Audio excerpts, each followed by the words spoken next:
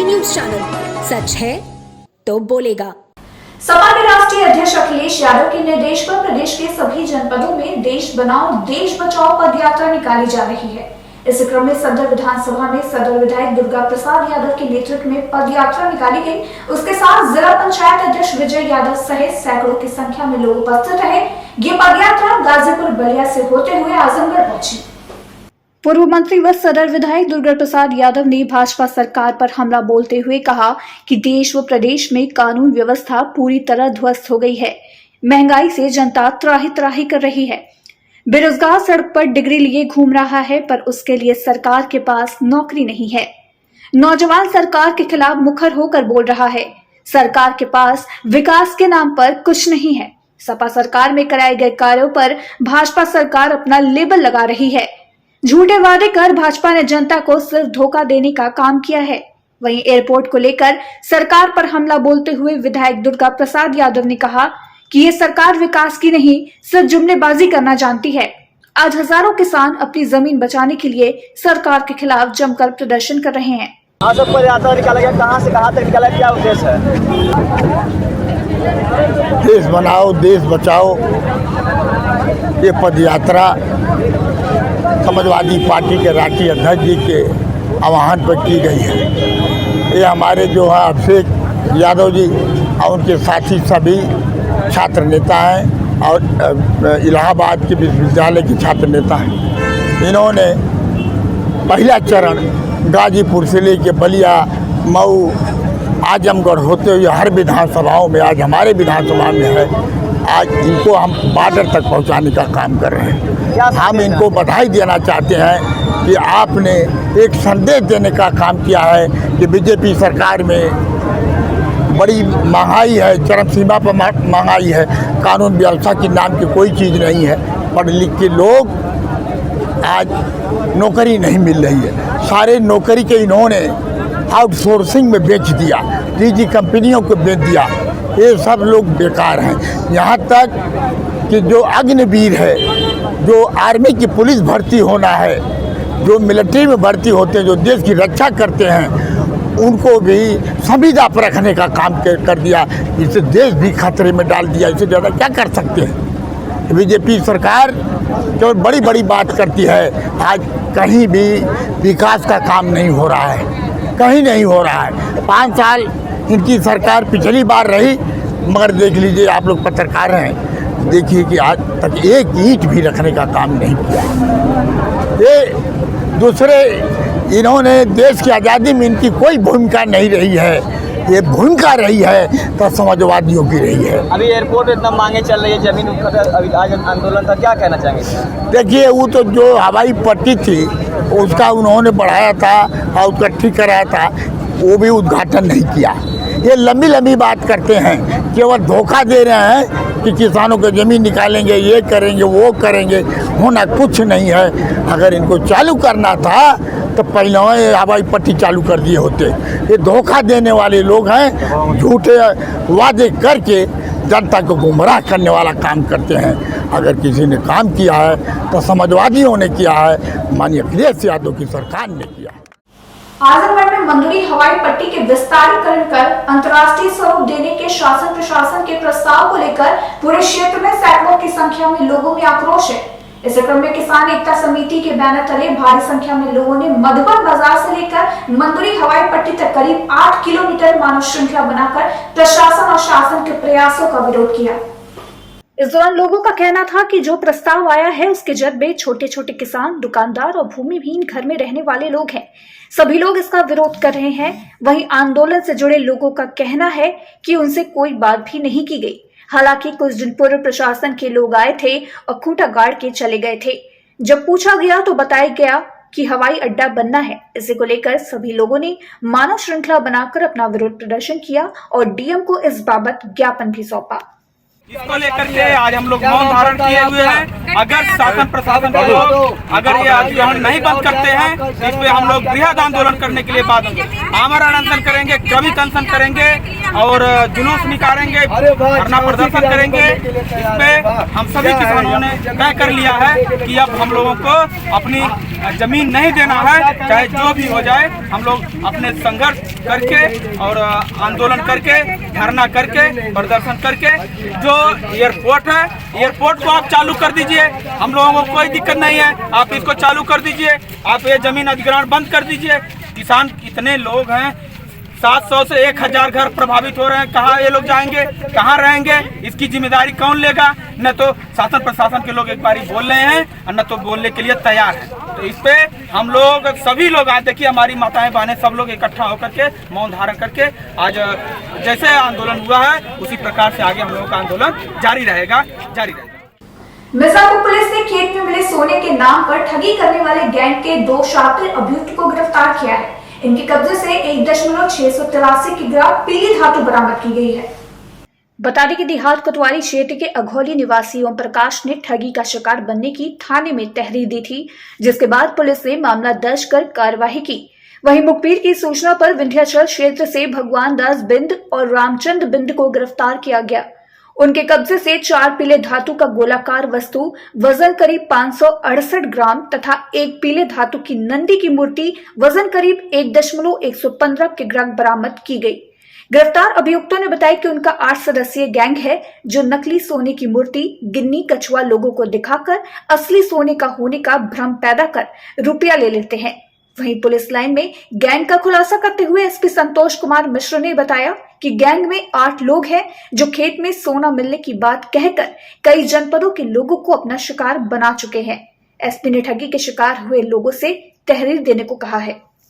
जी, gang है, बताया जा रहा है कि सोने के नाम पे ठगी कर रहा है, क्या है पूरा मामला? जनपद मिर्जापुर में क्राइम पे काम करते हुए एक बड़ी सफलता हाथ लगी है। एक अंतरराज्यीय गैंग जो कि नकली सोना बेचने का कार्य करता था, उसको बस्ट किया गया है। इसमें 2 लोगों की गिरफ्तारी हुई है, 6 अभी और लोग वांटेड इसमें किए गए हैं। ये गैंग का मॉडस ऑपरेंडी ये था कि ये लोग सोने का पानी चढ़ा के, मूर्ति हो गई, कॉइन्स हो गई, उसको लोगों को देते थे और कहते थे कि हमें खेत की खुदाई में ये सोना प्राप्त हुआ है, कोई मूर्ति दिखा देंगे। और वो कहते थे कि चूंकि हम गरीब हैं, हमें इस सोने की मूर्ति की आवश्यकता नहीं है, तो ये 10 लाख की चीज है, आप 2 लाख में 3 लाख में ले लीजिए। करते ये क्या थे कि उसमें से जब सैंपल दिखाते थे तो फ्रॉड करके असली सैंपल उनके हाथ में दे देते थे, जिससे कि ज्वेलर के पास जब चेक कराया जाता था तो असली सोना मिलता था। और उसके बाद पूरी मूर्ति या पूरा कॉइन वो पूरा नकली बेच देते थे असली के नाम पे। इस तरीके से कई लाख का ये लोग फ्रॉड कर चुके हैं और इनकी शिकायतें प्राप्त हो रही थी। इसमें भगवान दास और अजय बिंद, जो विंध्याचल थाने के रहने वाले हैं, उनको गिरफ्तार किया गया है। उसी गांव भोलीपुर के करीब 6 लोग इसमें वांटेड भी है और इनके पास से 22,000 रुपए एवं कुछ मूर्ति, सोना, नकली सोना लगा हुआ मूर्तियां भी, कुछ कॉइन्स भी, ये भी बरामद हुए हैं।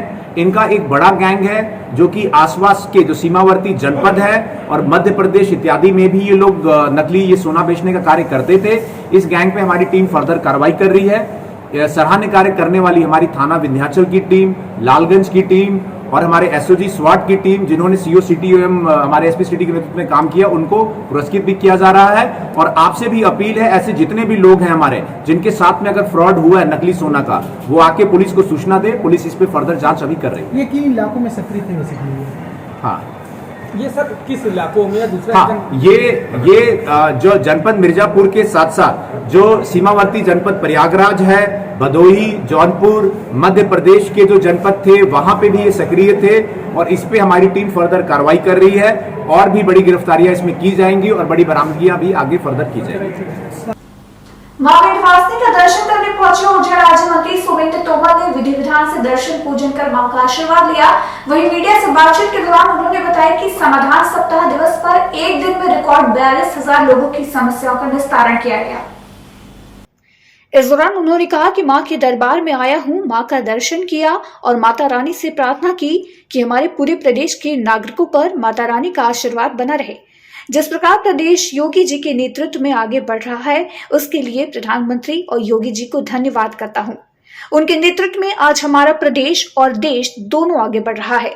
ऊर्जा के क्षेत्र में जहां पर गांव में बिजली नहीं थी, आज वहां कोने कोने में बिजली देखने को मिल रही है।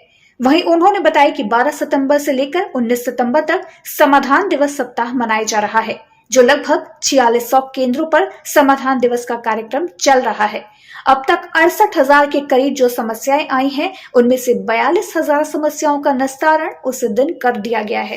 मिर्जापुर में विद्युत विभाग द्वारा जनपद वासियों का अत्यधिक प्रताड़ना किया जा रहा है, इस संबंध में आप क्या कहेंगे? मैं सबसे पहले माँ विंध्यवासिनी के पवित्र दरबार में यहाँ पर आया हूँ और माता का आशीर्वाद पहले से ही रहा है और मैं हमेशा यही कामना करता हूँ कि माता का आशीर्वाद पूरे प्रदेश के हमारे सम्मानित नागरिकों पर रहे। यहाँ हमारे गुरुजी बैठे हुए हैं, माननीय मंत्री जी बैठे हुए हैं और माता रानी की कृपा से पूरा प्रदेश आज पूज्य योगी आदित्यनाथ जी के नेतृत्व में जिस तरह से आगे बढ़ रहा है। मैं देश के यशस्वी प्रधानमंत्री माननीय मोदी जी 2014 के बाद यदि ऊर्जा के क्षेत्र की हम लोग बात करें, ऐसे गांव, ऐसे मजरे जहां पर बिजली की उपलब्धता नहीं थी, माननीय मोदी जी के आशीर्वाद से वो संभव हो पाया। और 2017 के बाद उत्तर प्रदेश के यशस्वी मुख्यमंत्री पूज्य योगी आदित्यनाथ जी के नेतृत्व में ऊर्जा के क्षेत्र में जो अभूतपूर्व कार्य हुए, मैं कह सकता हूँ कि 2017 से पहले बिजली की जो स्थिति थी उत्तर प्रदेश के सभी सम्मानित नागरिक थे। आज हम लोग बड़ी तेजी के साथ ऊर्जा के क्षेत्र में आगे बढ़े। स्पोर्ट्स का छात्र नेतृत्व और जीवन कौशल विकास पहलू हेतु वाराणसी के काशी हिंदू विश्वविद्यालय के तहत महिला महाविद्यालय में एक आत्मरक्षा कार्यशाला का आयोजन किया गया है, जहां छात्र एवं छात्राएं आत्मरक्षा हेतु अपने आप को मजबूत कर सकें। जिले के काशी हिंदू विश्वविद्यालय के तहत महिला महाविद्यालय में 15 दिवसीय आत्मरक्षा कार्यशाला कार्यक्रम आयोजित किया गया है। इस कार्यक्रम से विद्यार्थियों को अलग अलग तरह के शारीरिक क्रियाकलापों से अवगत कराया जा रहा है, जहां एक और महिलाओं के साथ आए दिन कोई न कोई घटनाएं सामने आती हैं, जिससे दिल सहम जाता है। वहीं दूसरी ओर विश्वविद्यालय ने छात्राओं को सशक्त बनाने हेतु उन्हें मार्शल आर्ट जैसे क्रियाकलाप सिखाए जा रहे हैं। इस दौरान मीडिया से बातचीत में महिला महाविद्यालय के प्रोफेसर ने बताया कि विश्वविद्यालय के कुलपति द्वारा ये कार्यक्रम चलाया जा रहा है। वो चाहते हैं कि छात्र छात्राएं अपने अंदर स्किल्स को बढ़ाएं ताकि वो आत्मरक्षक बन सके। वहीं महिला महाविद्यालय में फिलॉसफी के associate professor doctor Jaya Singh ने भी कार्यक्रम की जानकारी विस्तार से दी। आज किस प्रकार का कार्यक्रम का आयोजन हो रहा है? हम लोगों ने यहाँ पे गर्ल्स स्टूडेंट्स के लिए 15 दिवसीय एक सेल्फ डिफेंस वर्कशॉप ऑर्गेनाइज किया है। इस कार्यक्रम का मुख्य उद्देश्य क्या है? इसका मुख्य उद्देश्य ये है कि हमारे जो बच्चे हैं वो कहीं भी जाते हैं तो उनमें एक कॉन्फिडेंस बिल्ड हो और क्या कहते हैं कि फिजिकली वो फिट रहें। मेन ये है कि मतलब कोई अनअवॉइडेबल सर्कमस्टांस अगर आता है तो वहाँ भी वो घबराए ना, उसका डट के सामना कर सके। इसीलिए इस तरह का एक इनिशिएटिव लिया हम लोगों ने कि बच्चों में ये चीज़ 15 दिवसीय जिस शिविर में हम यही ट्रेनिंग देंगे कि किस तरह से अपने आप को बचाना है और सोसाइटी में भी दूसरों अगर किसी और को भी आवश्यकता हो तो भी आप हेल्प कर सकें उनको। ये हमारा उद्देश्य है इस वर्कशॉप का। सर मैम, जिनको जो ट्रेनिंग दे रहे हैं वो बीएचयू के अध्यापक हैं या फिर बाहर के भी हैं? ये ट्रेनर जो हैं, हमें एक DTA डिस्ट्रिक्ट टाइक्वांडो एसोसिएशन के थ्रू हमने एक फीमेल ट्रेनर उनसे हेल्प मांगा था। तो एक टाइक्वांडो प्लेयर हैं जो कि नेशनल खेली हुई हैं, उनकी हेल्प से हमें ट्रेनिंग। कितनों की संख्या में यहाँ छात्राएं उपस्थित हैं? लगभग 75 स्टूडेंट्स हैं। बड़ा ही एंथुजियाज्म डेवलप होता है जब हम इतने बच्चे देखने को मिलते हैं एक साथ।